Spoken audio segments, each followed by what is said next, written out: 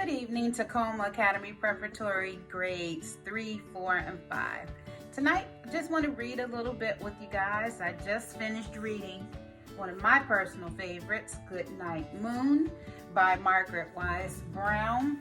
And I think what I will do is to read a little bit and introduce you to one of my other favorites. This is a chapter book and it's called One Crazy Summer, and it was written by Rita Williams Garcia.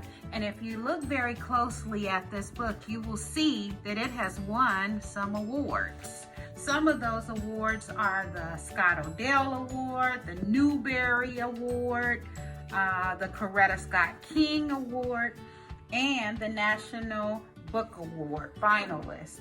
So this is a pretty interesting book. Now let me get you a little bit into this book. On the back of it, it usually gives you some information about what this story may be about. And it says, set during one of the most tumultuous years in recent American history, One Crazy Summer is a heartbreaking, funny tale of three girls who traveled to Oakland, California in 1968. Wow, that was a long time ago. To search for their mother who abandoned them. It's an unforgettable story told by a distinguished author of books for children and teens, Miss Rita Williams Garcia. So I can't wait to get into this. So tonight, we're not going to be able to read the entire book, but I want to get you interested in it. So, Cassius Clay Clouds is the name of the first chapter, and I'm just going to read a little bit of it for you. Good thing the plane had seat belts, and we'd be strapped in tight before takeoff. Without them, that last jolt would have been enough to throw Bonita into orbit and Fern across the aisle. Still, I anchored myself and my sisters best as I could to brace us for whatever came next. Those clouds weren't through with us yet and dealt another Cassius Clay left and right jab to the body of our Boeing 727. And I'm going to pause here for a second. Have you ever heard of someone called Muhammad Ali? Well, Muhammad Ali, before he became Muhammad Ali, his name was Cassius Clay, a famous boxer. If you don't know anything about Muhammad Ali, ask your parents.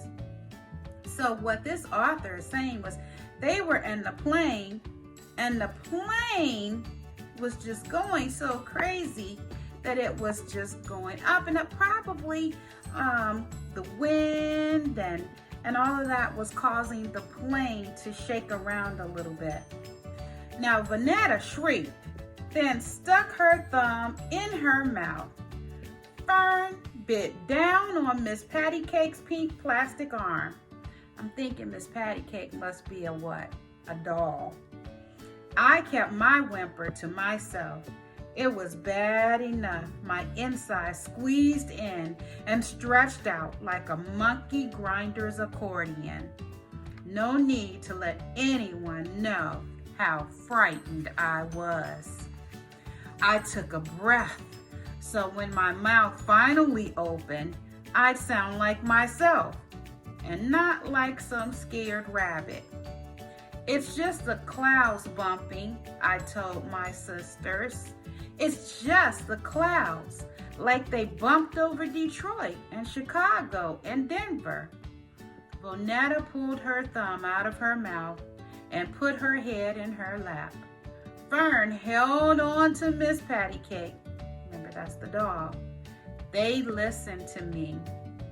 We push our way up in the clouds. The clouds get mad and push back, like you and Fern fighting over red and gold crayons.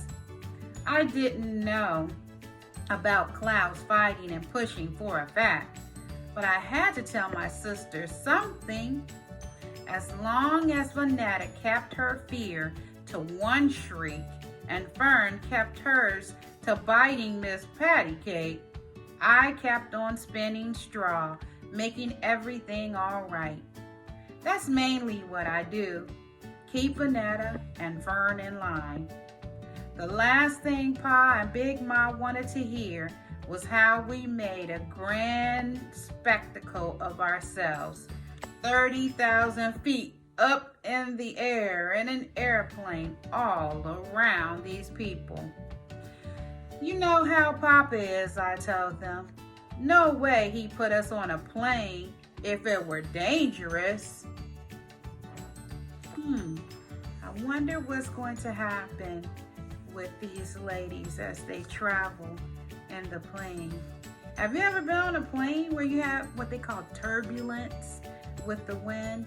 It sounds like that is something that these three young ladies are going through. Can't wait to read a little bit more of this to see what happens. Have a good evening, grades 3, 4, and 5. We'll see you tomorrow.